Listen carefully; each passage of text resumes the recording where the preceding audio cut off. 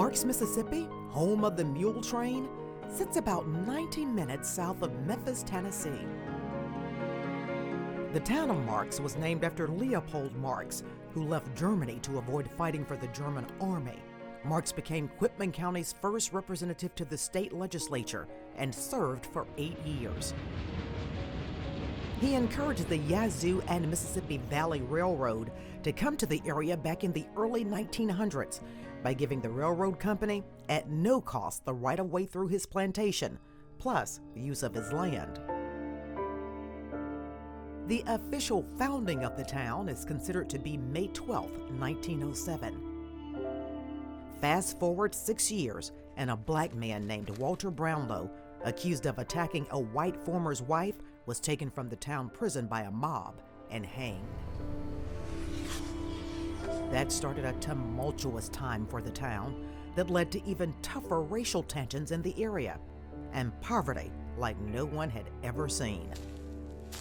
Velma Wilson grew up on a plantation in Marks. History was buried, and it was, to me, it's so significant because it's, you can't erase as a part of our national civil rights history. Wilson came from a huge family, a family of 17. There were a lot of people that lived out on the plantation that, there were day workers. And back then, there were big families. We had no running water. We had an outside toilet, and we didn't have a well. So we would go to the well, our neighbor next door, to bring water back and forth. And like for bathing, we would catch rainwater to take a bath. When I was growing up, we went the whole summer without shoes. We did a lot of playing outside. We made up games. We did hopscotch and jump rope and got a lot of activity. And although Velma knew people treated her differently because of the color of her skin, my expectation or vision of what the world was like was very limited because of, not being exposed to a lot of the outside world. She did not really understand the race relations in that small Quitman County town. Although there were the racial tensions, and back then, whites were in control, blacks had no leadership roles or anything of that nature. The town, to me, growing up in Marks and the conditions, because of my limited exposure to the outside world, it was all okay. Not a lot to compare how it was, the conditions. So it was very, very acceptable, and we thought it was the norm. The norm for blacks to live on one side of the railroad tracks and whites the other. So these railroad tracks here, the blacks lived on that side and the whites lived on this side, and there were beautiful homes. As far as the restaurants and all that, they were segregated, so we weren't allowed to go in them. Food was scarce for African Americans back then in Marks. So scarce, Marks was the starting point of Dr. Martin Luther King Jr.'s Poor People's Campaign in 1968. Don't look a white person in the eye, or, just stay in those boundaries and you won't get hurt. Because when King was here, she was very fearful, not only when he was here, but when the Freedom Riders walked up and down these streets. King learned the residents then only ate beans and cornmeal. It was the poorest county in the United States. In the whole United States, yeah. And that was in 1968. It was the poorest county, and that is why Dr. King came. What King saw brought him to tears. Edelman, in particularly, sort of painted the picture to get Robert Kennedy to come, and then Robert Kennedy got with Dr. King and said, you got to come and see what I've discovered, the poverty that exists. When King went down on Cotton Street, he had to get into a boat to get to a home where the mother and her child was at. He couldn't walk because of the water and with the lack of proper drainage. And as history records, that's where he cried. He wept on Cotton Street when he saw the horrific conditions of the way people lived. The lack of not having clothes, not being covered properly, no shoes. Third world conditions, if you can visualize that, that's what he saw on Cotton Street. So Dr. King organized the Mule Train, a group of demonstrators who rode in wagons from Marks, Mississippi, all the way to Washington, D.C. The first time I ever seen so many people in my life in one place. His name was Crawford right there. Eddie Webster joined the Mule train. He was 17 years old at the time. It was hard, you know what I'm saying, 'cause, you know, the way you came up or where you came from or whatever, you know, it wasn't easy. Yeah, all type of obstacles in the way. I got curious about what was going on and I wanted to see more, learn more about it. Webster became vice president of the youth committee. When they said, well, we're going to go to D.C. on the Mule train. Yeah, I heard him talk to my mom and sign the papers, let me go. So I went old enough to be on my own, really. And when she signed the release form, I packed up and me and the Mule went to D.C. Sometimes it was fun, sometimes it wasn't so much fun, you know, because once about every time we go to you almost end up in jail. I stayed in jail more than I stayed on the street, I believe, then. But, you know, it was worth it. It's trying to accomplish something. Most times we stopped there and people would be waiting there for, you know, they have food, get some place to stay for the night and one thing. You know, I mean, people you never knew, never met in your life, you know, but they welcome you with open arms. Anywhere we stopped, we always there was a church somewhere that we could go to. And then those people there would take so many people home with them and make sure everybody had somewhere to stay, feed you and do everything. On the Mule train. Went all the way.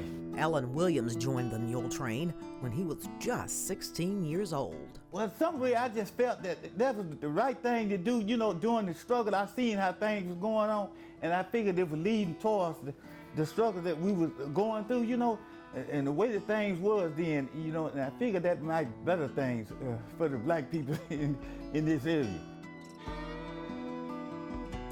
I drove what they call the chuck wagon, the food wagon. Every little town, they treated us real nice. And sometimes along the way, we picked up a few people that wanted to participate, they joined the wagon. We spent the night in churches. That's when some of them would cook. And we slept in churches, and that's where we kept the food and stuff like that. We ate, and we had air mattresses that we slept on. At that age, Williams didn't see danger. I kind of enjoyed it, you know, and to me it was exciting. And at that age, you know, and to me it was like a camping trip or something like, you know, and everything. I just enjoyed it. But the ride did not come without scary moments. The Mustang pony, and they was kind of wild. Them the ones that ran off when that big truck, we was on almost to Bayfield, and that big truck came through blowing, and it ran off with the wagon. We spent the night in Alabama in a church. And I didn't know it at the time, but Bowling, we got up that morning before daylight and hooked up the mules and wagon. Bowling, he said, y'all just don't know. He said, I didn't sleep a wink. That was the Ku Klux Klan, the white folk, was located. We just said, get on up, and went on, you know. But so far, that's the only time I was kind of a little skeptical.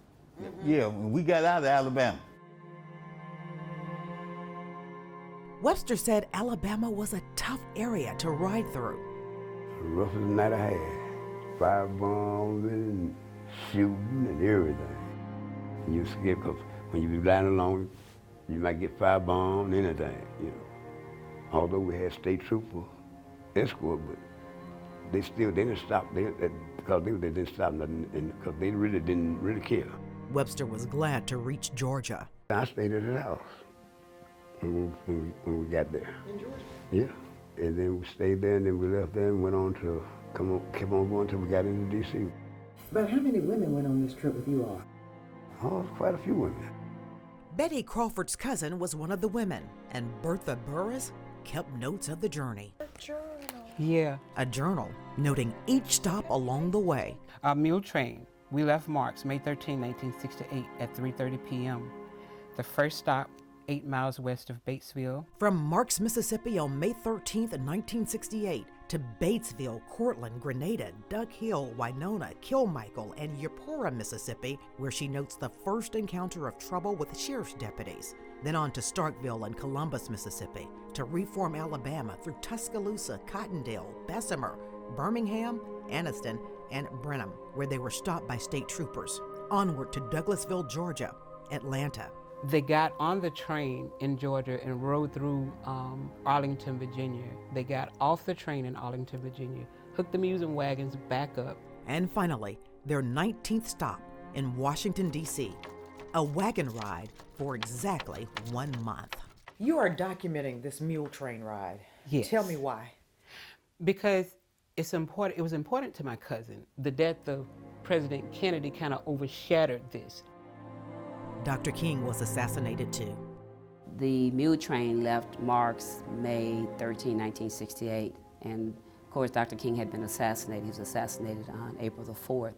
So he was here twice organizing the campaign before his assassination. Ralph Abernathy became the president, and then he was here along with Jesse Jackson, a lot of other, Andrew Young was here, even Sidney Poitier was here at one time, and right here in Marks to help carry out the campaign that Dr. King wasn't able to finish. So they saw this as being an opportunity, sort of a memorial to him by carrying it through. Crawford wants to make sure the story isn't forgotten either. She has turned her cousin's notes into mementos so people will never forget. From quilts to drawings and reefs. On the reef, the shape of the state of Mississippi, it shows the route of the mule train from Marks to the state line in Alabama.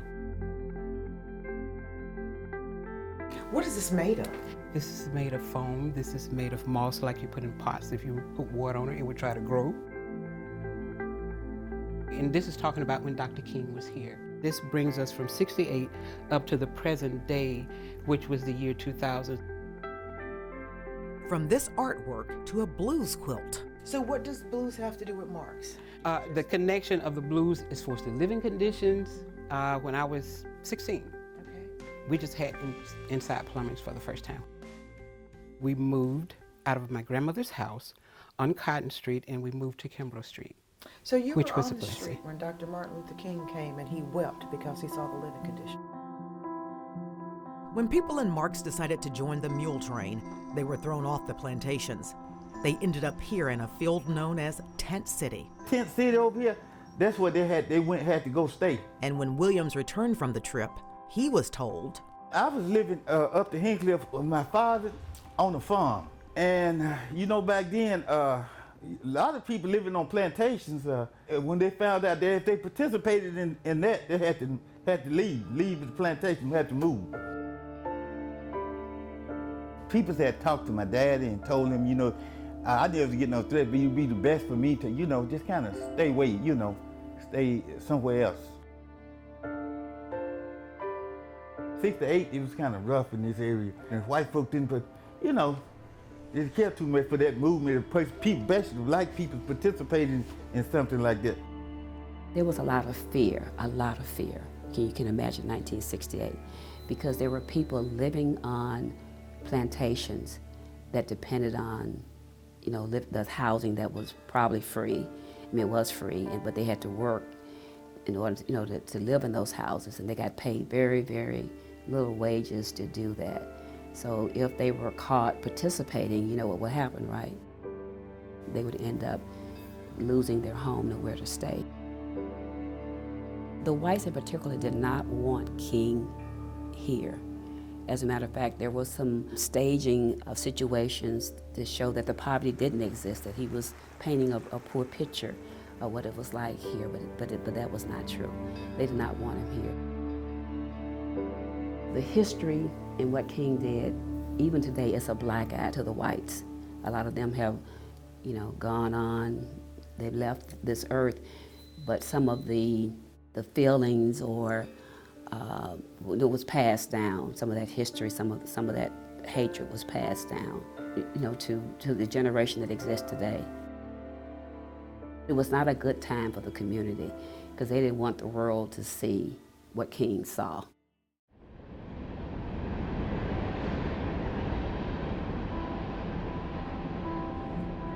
so was the mule train worth the effort? And did it change anything for the city of Marks? The eyes of people will open up for a minute. A great man came here, but when he left, When he died, his dreams died with him. And everything in this town just went back to the normal standstill.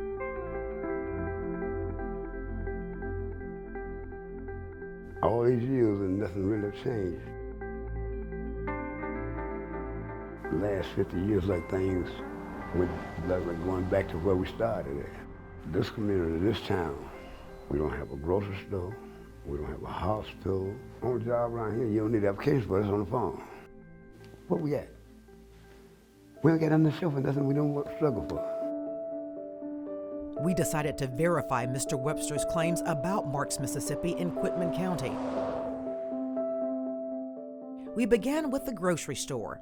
Quitman County is home to many areas that are considered food deserts. That's according to data from the United States Department of Agriculture. Those areas include the city of Marks, the county seat of Quitman, the town of Lambert, the town of Sledge, the town of Crowder, the town of Crenshaw, plus Darling, which is unincorporated. The city of Marks and all the towns mentioned don't have a single supermarket. The entire county is a food desert. So what exactly is a food desert?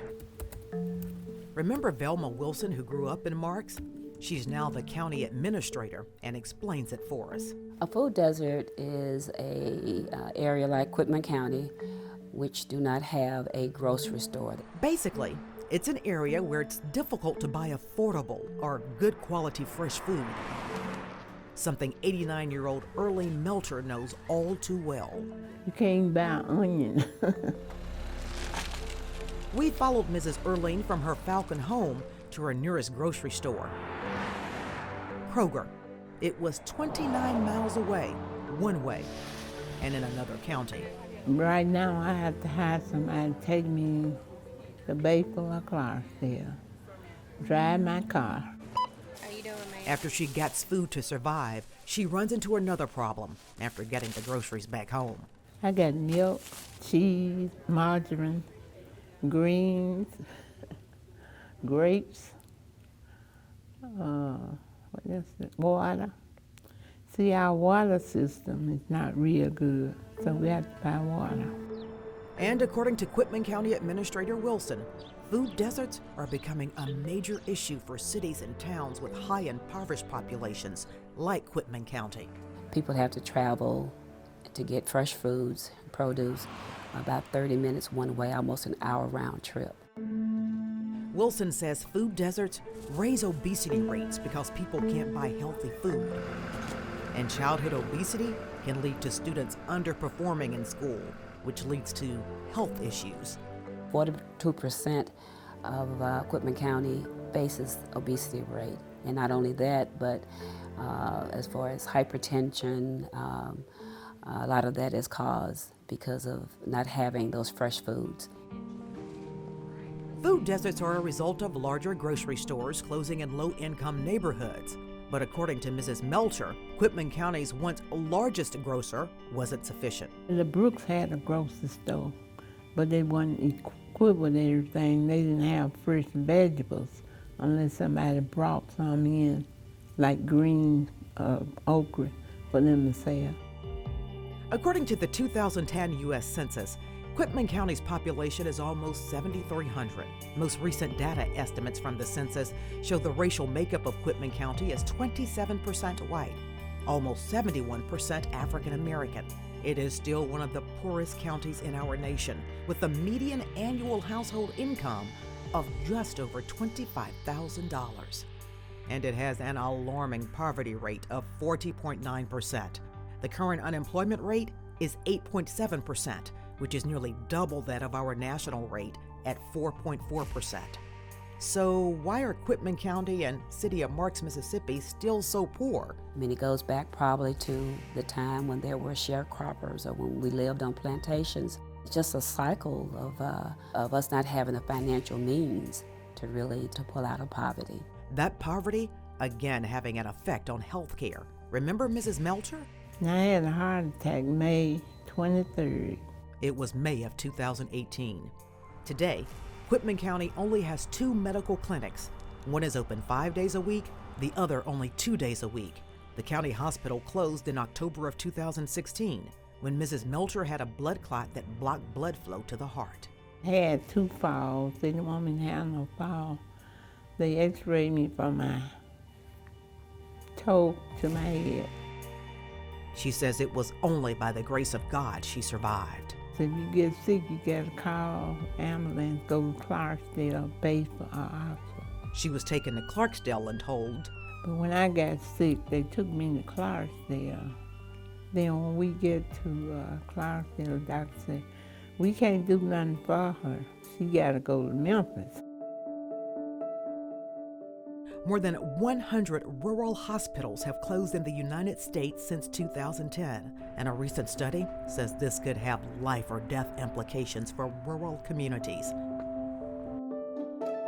The distance that ambulances have to travel to patients after a hospital closes, as well as the limited number of ambulances in rural counties like Quitman County, means that residents there may have to wait for care after a car accident, heart attack like Mrs. Melcher, or other health emergency. Researchers say as a result, mortality rates rise almost 6% in rural areas. Mrs. Melcher was lucky, and today when she needs to see a physician, I have to pay to go to the doctor. I pay a lady and a man and my nephew take me. I buy my own gas and go in my car sometime. And Mamie White and her nephew has been real nice by taking me in their car. So that's how I get to the doctor. The president of the Board of Supervisors, Quitman County. Manuel Killebrew is board supervisor president. When I moved back and I was growing up here in Quitman County was one of the booming areas. We had factories and there was jobs everywhere. I even worked in a grocery store. All those stores have closed and the jobs have left here. The industry closed. We have a lot of people drive to South Haven and Memphis, and we have Batesville and Oxford where they have to commute to work. And you know, I guess up to South Haven, you're looking at maybe an hour and 15-minute drive. How do you get people and businesses to come back? We just have to go out and solicit people. And I think maybe you sitting here, I'm talking, maybe somebody out there said, hey, we're gonna come and help y'all. And that's what we need. We have good people here. We have people willing to work. The workforce is here. Residents say the only new life in the city is the new Amtrak route from New Orleans to Chicago. The train began stopping in Marks on April 4th, 2018, partly because of the Mule train historical marker. We have the Amtrak stop here now, which draws people from maybe 50 miles around. We have people who used to live in Senatoria and Tunica. They would come to Marks now to catch Amtrak instead of going to Memphis.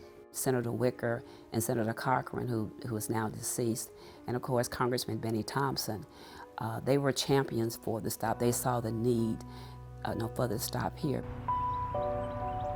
If they got a train stop, couldn't they get the county a grocery store, a hospital? We reached out to Congressman Benny Thompson because Quitman County is in his district. It's a work in progress. We do the best we can. For people who criticize and say, but you're my congressman, you're supposed to help me get me a hospital, get me a grocery store. I said, I'm happy to do it, and I can show you where communities have been able to do it. And if you are prepared to do the hard work, then I'm prepared to get you that facility. But Congressman Thompson says it won't be easy. There are several challenges. Let's start with the hospital. He says getting doctors to work in small rural communities is a task. Then there's the cost. A hospital requires investment, but it requires a certain amount of Medicare, Medicaid patients, a certain number of people with regular health insurance, and paying customers. Plus, there's a certificate of need that now you have to apply for to put a hospital in an area. That means that they might say, well, the hospital in Clarksdale or the hospital in Batesville can serve Quitman County. So there's some regulatory requirements that you have to meet once you've been closed, that you just can't start back up just because you used to be a hospital.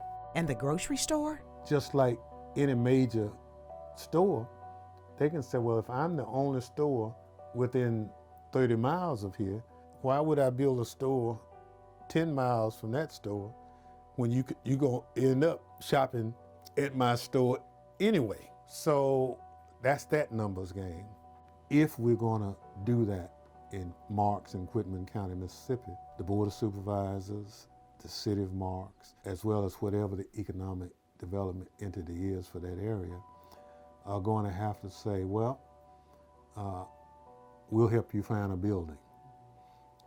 And if it's a building that we need to acquire, we might incentivize it by giving you $1 a year lease on the building. We can say, well, for every person you hire from this community, we'll pay for the training of that person. So for the first 60 to 90 days, you don't have a payroll. But you got to put all those pieces together. And so there's no magic wand for this to happen. And it's a locally driven initiative. When a local official doesn't get engaged on problem solving, in a lot of instances, that's when those communities don't move forward as fast as they need to. In other words, as the sign reads behind the congressman's head, this is the what. Action planning is the how. He says locals need to start planning and acting. I love this community, and I'm looking forward for this community to boom again, and real soon. Killebrew also joined the Mule train, and he said the one thing it taught him: look at the good in people, don't look at the bad. And we have the workforce that will work. People will work here if they had a job. He says a grocery store and a hospital would bring jobs back to the area. And this angel statue praying that still sits on the grounds of the now closed hospital is what Killebrew says this county will continue to do. Pray until someone helps or until God sends them another Dr. Martin Luther King Jr. People in Mars, we feel God.